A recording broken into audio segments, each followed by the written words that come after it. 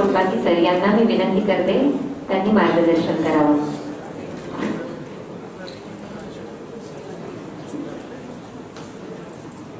साडेतीनशे 400 इतके लोक जमून काहीतरी शिकण्यासाठी आलेली आहेत.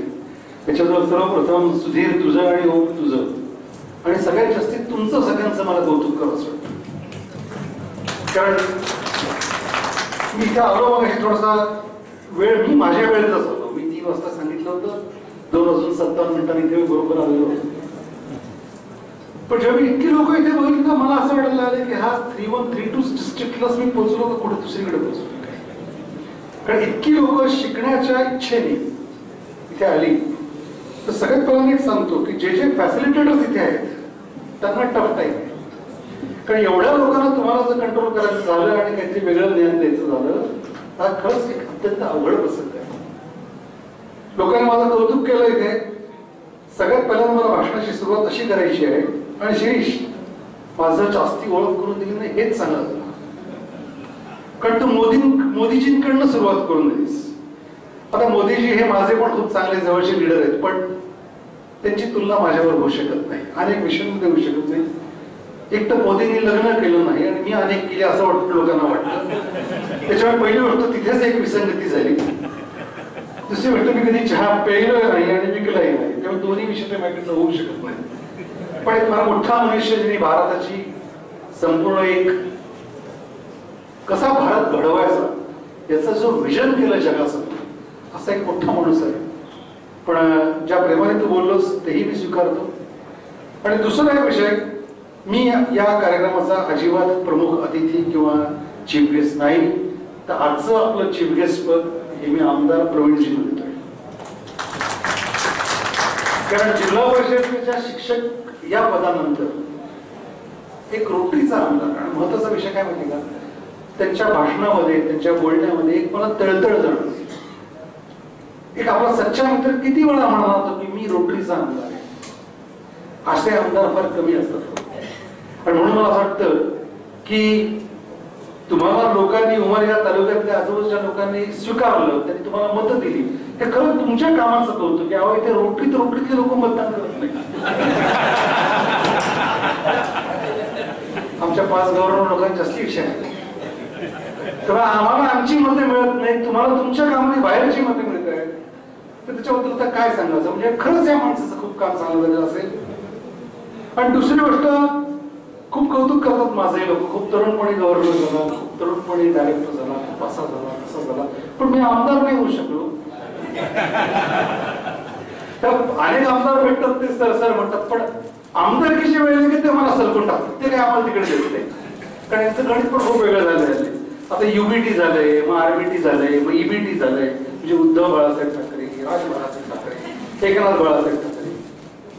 पण एक लक्षात ठेवा बाळासाहेब ठाकरे हे नाव कायम तिथे ज्वलंत राहिलेले कामामुळे ते जिवंत राहिले. म्हणजे पक्ष बदलला तरी माणसाचं काम हे त्या जागीच राहायचं त्याचं एक मूर्तिमंत स्वरूप. आणि काम पण फार जवळ बघितलं. माझी सख्खी चुलत बहीण ही पुणे जिल्ह्याची त्या काळामध्ये शिवसेनेची प्रमुख आणि अध्यक्ष म्हणते अनेक वर्ष होती आणि त्यात खूप जवळचा संपर्क यायचा. पण ज्याला एक नेतृत्व असं आपण म्हणतो महाराष्ट्राचं त्यांना तो वेळ नाही 100% तो. आणि तुम्ही तो पद स्वीकारलं हे स्वीकारताना सुद्धा ते सांगत होते की जिल्हा परिषदचा पगार जाईल. म्हणजे आज आपल्याकडे भारतामध्ये नेता होण्यासाठी चांगलं काम करण्यासाठी हाही त्या माणसाला विचार करावा लागतो की आज माझा पगार जर गेला आणि जर उद्या मी निवडून नाही आलो तर माझी नोकरी गेलेली असेल.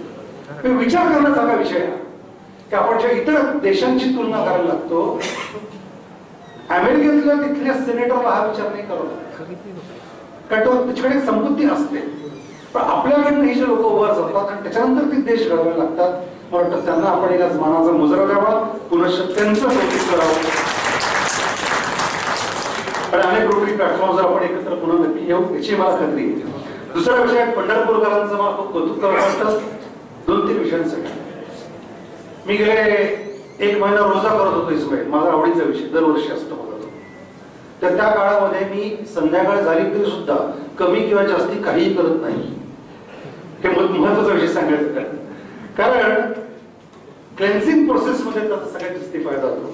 त्या सर्व 5-5.5 वजन कमी केलं राजीव मी, आणि 5.5 किलो वजन केल्यानंतर तुळशीचा हार ज्या गळ्यात पडला तर मला असं जाणवलं की हाराचं वजन हे माझ्या वजनापेक्षा जास्त आहे. पण त्या हाराला सुगंध एक पंढरपूरचा वारसा आणि खूप कौतुक करावं वाटतं मला या क्लबचं. अनेक वर्ष कैलाशी इथे पंढरपूरला मला बोलवत आहे. 5-6 वर्ष झाले हा क्लब मागे लागला आहे. काही ना काही करून येतच आहे. ते असं एक कौतुक करून सांगितलं की महेश कोडबागी हे पंढरपूरचे होते. तुम्हाला खरं सांगतो, मी 2003 सालामध्ये सिंहगड इन्स्टिट्यूट मध्ये होतो तेव्हा आम्ही इस्माईल पटेलची एक डिस्ट्रिक्ट असेंब्ली केली होती. इस्माईल आठवत असेल. तेव्हा ते लोक असंच म्हणाले की 2003 मध्ये मी गव्हर्नर नव्हतो आणि त्यात पुण्याचं मतदान प्रचंड मोठ्या प्रमाणात होतं आणि 1-2 रेव्हन्यू जिल्हे होते की जे प्रचंड मोठ्या ताकदीने काम करायचे. एक होता लातूर आणि दुसरा होता सोलापूर. तर तुम्हाला जर गव्हर्नर व्हायचं असेल तर फक्त लातूर सोलापूर या 2 ठिकाणी तुम्हाला जन्म घ्यावा लागेल आणि नाही तर तुम्हाला पुणेकरांच्या मागे मागे लागावं लागेल. मग आम्ही लोकांना सांगितलं आम्ही पुण्यातले म्हणून मत पडली पुणे करत म्हणून. आज असं हे सांगतायत पंढरपूरकर आहात तुम्ही, तसं त्यावेळेस आम्ही सांगितलं पुणे करत. मग थोड्या वर्षांनी वेगवेगळ्या इलेक्शन झाल्या. मग परत डायरेक्टरला उभं राहिलो तेव्हा आपला संपूर्ण झोन हा कर्नाटक आणि साऊथ तेलंगणा आंध्राकडे गेला. मग लोकांनी सांगितलं कोडबागी म्हणजे बहुतेक कर्नाटकात दिसते.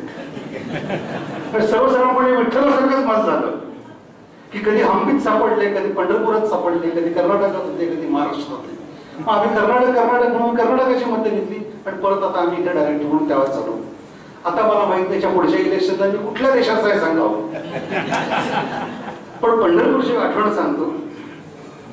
सुधीर, तुझ्या नावामध्ये धीर आहे. जरी किती घड्याळ थोडीशी जास्ती वाजले असतील तर तू फारसं काही ऑब्जेक्शन घेणार नाही याची मला खात्री आहे. आणि वहिनींसमोर तू फारसं बोलत नाहीस, त्याच्यामुळे मला बोलायची ताकद आहे. पंढरपुरामध्ये त्या वेळामध्ये मी सर्वसाधारणपणे 1972 साली आलो होतो. माझ्या आजीचा आजोळीकडे होतो आणि तेव्हा मला जबरदस्त भीती बसली तेव्हा पंढरपूरची. ती मला तुम्हाला सगळ्यांना स्टेजवर सांगायची. तेव्हा काही एवढं असं इन्फ्रास्ट्रक्चर वगैरे काही नव्हतं. इथे एवढं मोठं कॉलेज कॅम्पस विम्पस. तिथे नामदेवाची पायरी होती, तिथे आमचा एक वाडा आहे. त्या वाड्यात गेलो. किशोर नीट ऐक सराविषयी खूप बरं वाटतं मला तुला बघून. खूप वर्षाने मला किशोर दिसते ते आज.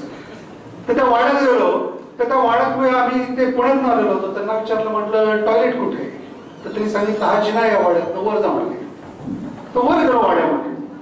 त्यावेळेस मी असा त्यावेळेस मी असा विचार करा 1972 साली माझं वजन असंच काहीतरी 24-25 किलो असेल. त्यावेळेस आता डबल झालं असेल. तर मी वर गेलो टॉयलेट कुठे बघायला. संपूर्ण अंधारी कोठडी होती आणि तो असा एक मोठा असा एक जेवढा हा हॉल आहे ना, या हॉलच्या अर्धा असा एक हॉल होता. म्हणजे टॉयलेट एवढं मोठं असू शकतं असं आम्ही विचारच करू शकत नव्हतो. आणि त्याच्यामध्ये 1-2 फूट बाय 2 फुटाचं चौकोनी असं एक हॉल होतं आणि खालनं त्याला अशी उजेडाची किरणं वर येतात. म्हणजे पहिल्या मजल्यावर टॉयलेट, त्याला असं एक वर होल होतं आणि त्याच्यावर बसायचं आणि खाली टॉयलेटला खाली एक 20 लिटरचा एक कॅन ठेवला होता. तर वरनं आपण ती टॉयलेट करायची. मला भीती इतकी जबरदस्त असली. एक तर मी वरनं खाली पडलो तर काय होईल आणि दुसरं मी वर बसल्यानंतर खाली जो पुढे आलं तर काय होईल. म्हणजे त्या काळातला पंढरपूर हा माझ्या डोक्यात एवढा होता की ते आजोळपण मी सोडून ज्या पुण्याला गेलो त्याच्यानंतर मला असं वाटतं मी आजच पडतो. त्याच्यामुळे प्रांत बदलतात, लोक बदलतात, पण प्रेम तेवढंच राहतं. एक घटना त्यावेळेला आठवते मला फार चांगली की एक विषय प्रवीणजींचा मला ऐकायला मिळाला त्याच्यामध्ये. आणि तो ते म्हणाले की कुटुंबांचं प्रेम आणि आई वडिलांच्या बद्दलची एक आस्था किंवा एक रिस्पेक्ट हा प्रत्येकाला असावा लागतो. या पंढरपूरचं पण या मातीमध्ये सुद्धा हीच एक भाव. पुंडलिकाने ज्या वेळामध्ये इथे येऊन त्याच्या आई वडिलांची पूजा केली तेव्हा श्रीकृष्ण त्याला पावन झाला आणि श्रीकृष्णाचं रूप म्हणून स्वतः कोण विठेवरील वाल असा विठ्ठल घेतला. हा विठ्ठल कुठल्या रंगाचा आहे, कुठल्या स्टेटचा आहे याच्याबद्दलचा कुठलाच विषय झाला नाही. आणि त्यातला एक विषय मी जो नेहमी घेतो, मी नेहमी म्हणतो की माझा महाराष्ट्र हा माझ्या पंचसंतकांचा आहे आणि माझ्या पंचसंतकांमध्ये ज्ञानेश्वर असतील, तुकाराम असतील, रामदास असतील, हे सगळे आमचे संतक आहेत. पण दरवर्षी जी वारी येते त्या वारीमध्ये आमचा जो माळकरी समाज येतो त्यांना आमंत्रण कोण देतो, त्यांना पद कोण देतो?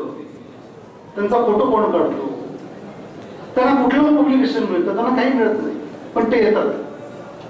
पण आज आपला रोटरीतला विषय झालेला आहे डॉक्टर साबू सर,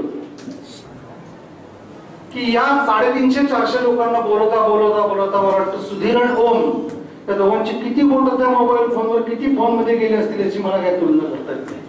कमीत कमी 4 ते 5 फोन प्रत्येकाला गेलेले असतील की तुम्ही या हो या हो या हो. जसं काय आपल्या मुलीचं लग्न आहे तुम्ही या, हल्ली मुलीच्या लग्नात एवढे फोन करत. पण रोटीत असं का होत आहे हा विषय मला निघतो. आणि हा विषय मला असं वाटतं ओम तुम्ही कडे एखाद्या चांगल्या विषयाची सुरुवात ओमनी होते. एका साईडला ओम आणि दुसऱ्या साईडला स्वामी, अशा दोघांमध्ये तुम्ही मला तिथे बसवलेलं होतं. हा विषय तुम्ही काढला पाहिजे. ओम खूप छानपणे मिश्किलपणे बोलत होता मगाशी आणि ओमची भाषणं मी खूप वेळा ऐकली, तुम्ही ऐकली असते. पण ओम हा माझा गव्हर्नर होता, मी डायरेक्टर असताना. मी तुम्हाला सगळ्यांना एक सांगतो, ओम तुमचं कौतुक करतोय का करत नाही हे तुम्हाला कळायला कमीत कमी 10 वर्ष.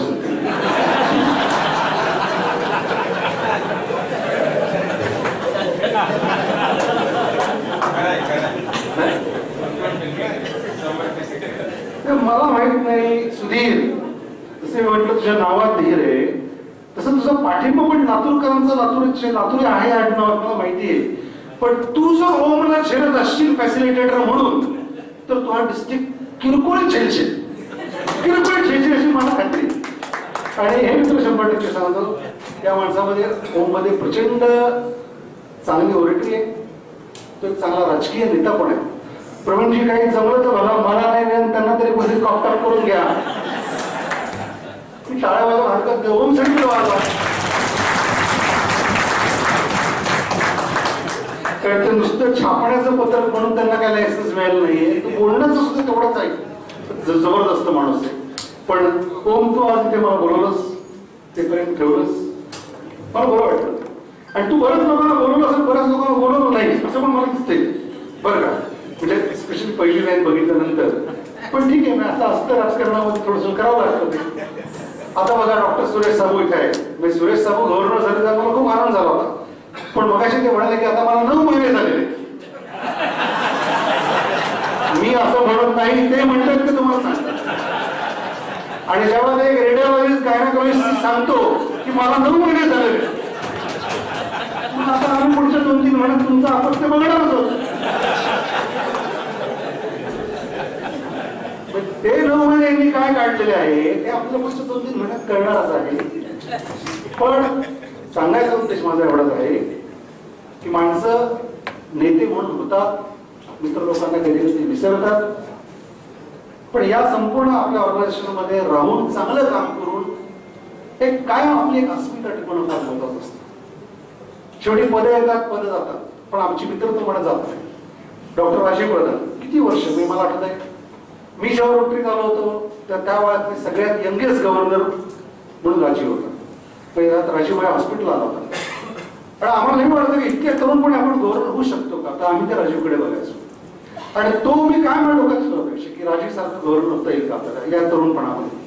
मी झालो, नंतर मला वाटलं राजीव डायरेक्टर होणार लवकर तरुणपणामध्ये, पण तो झालाच नाही. होतोय झाला नाही. शेवटी म्हटलं तर आपण घेऊन जाऊ म्हणून मी पटकन होऊन झालो होते. नाही तर तेव्हा राजीव पण गव्हर्नर डायरेक्टर झाला असता. पण त्यांनी एक काम चांगलं केलं. मेडिकल मिशन जी विषय आहे सर्व्हिस बियॉन्ड बॉर्डर्स, किंवा प्रत्येक स्टेटमध्ये जाऊन मेडिकल सर्व्हिसेस द्यायच्या. पण Rajiv, you have got thousands of blessings. I think one round of applause to Rajiv. Very happy group of people. मी सांगतो संपूर्ण भारतामध्ये 5 लोक अशी नाहीये की ज्यांनी कमीत कमी 50 हेल्थ कॅम्प्स केलेले.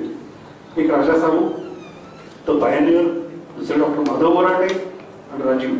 पण त्या 3-4 लोकांनी हे कायमस्वरूपी केलेले. इनफॅक्ट परवाच माझ्या मागे तुमच्याच कॅम्पचे सगळे लोक लागले की परत तिकडे या म्हणून. आणि मी आजच सकाळी डॉक्टर दुष्यंत चौधरीला कळवलंय की सगळ्यांसाठी नाही, पण मी राजीव प्रधानसाठी 4-5 दिवस तरी काश्मीरला येतोय. त्या पुढच्या आठवड्यात मी परत तुझ्यावर आहे तिथे काय मेडिकल कॅम्पसाठी. मोहनचं काम, मोटवानींचं काम, इस्माईलची आमची फार जुनी मैत्री. आणि किशोरबद्दल काय, किशोरचं स्वागत मी पाहतो. किशोर मी आत आलो तो मला पहिल्यांदा रस्त्यात कोणतरी दिसलं किशोर सारखं. मला वाटलं किशोर नसेल, कारण हल्ली किशोर दिसतच नाही मला. पण तोच होता, तोच आत आला. पण त्याच्याबद्दल मला बरं वाटतं. दीपक, तू एका चांगल्या माणसाला एका सरकारी प्लॅटफॉर्मवर आणण्यासाठी थोडीशी जी मदत केली. का त्यांनी सांगितलं की पाण्याचा एका ड्रॉप बद्दल ते सांगत होते. मे बी आपण रोटरी म्हणून पाण्याचा ड्रॉप म्हणून काम केलं असतं, पण त्या मोमेंटला त्या ड्रॉपची पण तितकीच गरज असते, तितकीच मदत असते, तितकीच जरुरी असते. आणि त्यांनी पाण्याचे वेगवेगळे विषय सांगितले. मला माहिती आहे काही जण जेव्हा मी इथं आलो तर काही जण बहुतेक त्यांना बहुतेक बाथरूमला जायचं होतं का व्हॉट्सअप बघायचं होतं माहिती, ते बाहेर जायला लागले. आणि अजून थोड्या वेळाने त्या पाण्याचा उपयोग संध्याकाळी काय होईल हेही मला माहिती. तर मी काय फार बोलणार नाहीये, पण ज्या मी इतक्या तासाने इथे आलेलो आहे तर मला असं वाटतं काहीतरी सांगावं. सुधीर हा अत्यंत चांगला स्टडीड, जसा असं म्हणायला हरकत नाही, आपला संपूर्ण घरगुती ग्रुप आहे. एक RSS सारखा शिस्तबद्ध असा नेता आहे आणि खूप सिस्टमॅटिकली काम करणार आहे. जेव्हा जेव्हा मी लातूरला गेलेलो आहे सुधीरची माझी गाठ झालेली आहे. मला कसा अभिमान वाटला होता की सुधीर आज नाही, मी तुला मला वाटतं 4 वर्षापूर्वी 2020-21 मध्ये सांगितलं होतं ओमच्याच ऑफिसमध्ये की 100% पुढचं नेतृत्व जे लातूरचं आहे ते 100% मला सुधीरच्या मार्गदर्शनावर आहे. जसं म्हणतात की डोक्यावर बर्फ, तोंडात साखर, हृदयात प्रेम आणि हातात दातृत्व आणि सगळ्यात महत्वाचं म्हणजे पारदर्शक व्यवहार, असा हा सुधीर लातूरे हा तुम्हाला आज इथे लाभलेला आहे. त्याच्या मार्फत खूप चांगलं काम सगळं होणार आहे. हा डिस्ट्रिक्ट दिवसेंदिवस खूप चांगल्या पद्धतीने फ्लरिश होत आहे. मला नेहमी असं वाटतं की परत माझा तिकडचं डिस्ट्रिक्ट सोडवून परत इकडे यावं असं फक्त वाटतंय ना. पेडिशनना असं फार सिरियसली घेऊ नका, नाही तर परत त्याच्यावर चर्चा सुरू होईल. मी येणार नाहीये, पण असं वाटतंय असं मी तुम्हाला सांगतोय. कारण डिस्ट्रिक्ट हा शेवटी माणसांचा आणि क्लबचा असतो. आणि पुण्या मुंबईमध्ये, हैदराबादमध्ये, बँगलोरमध्ये, दिल्लीमध्ये माणसांचं प्रेम नसतं. तो शेकँड्स जो असतो ना तो खोटा शेकँड असतो, त्यात वॉर्मपणा असतो. फेलोशिप आणि हॉस्पिटॅलिटी ती सुद्धा अशी बरोबरची असते. ते सांगतात कधी आलात आमच्या रस्त्यावर गल्लीतनं ते येऊन जा, अशा पद्धतीची भाषण असतात सांगतात. ते कौतुक सोहळा नसतो. त्या अशी मनमनांची तुम्ही चांगली नातीची ठेवली करत राहा. समाजसेवेसाठी ज्यासाठी आपण इथे आलो, मला वाटतं तो जास्ती विषय वाढवायला पाहिजे सगळ्यांनी. कारण इथे येऊन ऍडमिनिस्ट्रेशन बद्दल, मॅन्युअल ऑफ प्रोसिजर बद्दल, एखाद्या तत्वज्ञानाबद्दल सांगणारे लोक येतील आणि जातील, पण एखाद्या लिव्हिंग सोलचं आपण जर आयुष्यामध्ये काही परिवर्तन केलं तर त्याची जी पुण्याई आहे, त्याचा जो आनंद आहे तो बघण्यासारखा असतो. जो सकाळ संध्याकाळ आम्ही बघतो, तुम्ही बघत असाल, पण तो कसा आपल्याला वाढवता येईल आणि ते फार महत्वाचा विषय आहे. आणि ज्या उद्देशाने आपण या ऑर्गनायझेशनमध्ये आलो तो उद्देश मला असं वाटतं तो सर्व्हिस हा उद्देश आहे. आणि मी नेहमी सांगतो, मी इथे याच्या आधी सुद्धा मी गोंदवलेला जाऊन, उद्या रामनवमी आहे आणि ते विष्णूचे संपूर्ण उपासक आहेत, ते गोंदवलेला जाऊन आलो. गोंदवल्याचा प्रसाद इथे घेऊन आलो मुद्दाम या कारणासाठी आलो, कारण गोंदवल्याच्या ट्रस्टीज मध्ये ज्या ट्रस्टींनी मला इथे बोलवलं होतं ते एमटेक IIT पवईचे होते फाटक म्हणून. ते मी त्यांना विचारलं किती वर्ष ट्रस्टी आहेत, ते म्हणाले मी 24 वर्ष ट्रस्टी. ते विचार करा, आपल्याकडचं अध्यक्षपद आणि गव्हर्नरशिप 1 वर्ष असते, ते 24 वर्ष ट्रस्टी आहेत. तुम्ही म्हटलं 24 वर्ष तुम्ही ट्रस्टी कसे, कारण लगेच रोटरी म्हणून मी तो पचक प्रश्न विचारला. तर त्यांनी सांगितलं असं की निरपेक्ष काम करणारी माणसं अशा आश्रमाला फार कमी मिळतात. त्याच्या कोणी स्वतःहून समोर येतच नाही, कारण तिथे पगार नाही, तिथे पद नाही. अवैध आपण सेवा करत राहायची, पण तिथे कुठली रिसिप्ट नाही. म्हणजे जेवण मोफत आहे, दर्शन मोफत आहे, VIP लाईन मोफत आहे, राहायला मोफत आहे. म्हणजे हा विषय आपण जर नीट विचार केला, म्हणून मी नेहमी सांगतो की कुठल्या महाराजांकडे, कुठल्या मंदिरामध्ये, कुठल्या मस्जिदीमध्ये, कुठल्या चर्चमध्ये आपल्याला खरंच जायची वेळ लागते का? जर फक्त समोर आपण सर्व्हिस करत राहिलो तर तिकडे जायची वेळ लागत नाही. म्हणून माझं नेहमीच एक आवडीचं वाक्य आहे की service is the path of spiritualism. तुम्ही ती सर्व्हिस करा आणि तो जो पाथ तुम्ही सर्व्हिसचा घेतला तर त्यातनं मिळणारा जो आनंद आहे तो आनंद तुम्ही आयुष्यभर घेऊन जाऊ शकता. आजूबाजूला सर्व्हिस करण्यासारखे या देशाला तर प्रचंड आहे आणि या देशाचं मला असं वाटतं संपूर्ण संस्कार, आपले संस्कारच असे आहेत की कोणातरी आपण आयुष्यावर मदत करत राहावी. मला असं वाटतं ती मदत करत राहा तुम्ही. खूप वेळ झालेली आहे, आता मला याच्यानंतर परत विठोबाईच्या दर्शनाला जायची खूप इच्छा आहे आणि तिथे मला निघायचा विचार आहे. आज परत तुम्ही प्रेमाने मला सगळ्यांनी बोलवलं, माझे 4 शब्द ऐकले, त्याच्याबद्दल आनंद वाटला. पुनश्च गप्पा मारायला नक्की येईल मी. नमस्कार, थँक्यू. धन्यवाद सर. विनंती करते की आपल्या प्रमुख अतिथी यांना भेटवस्तू देऊन त्यांचे आभार मानावेत.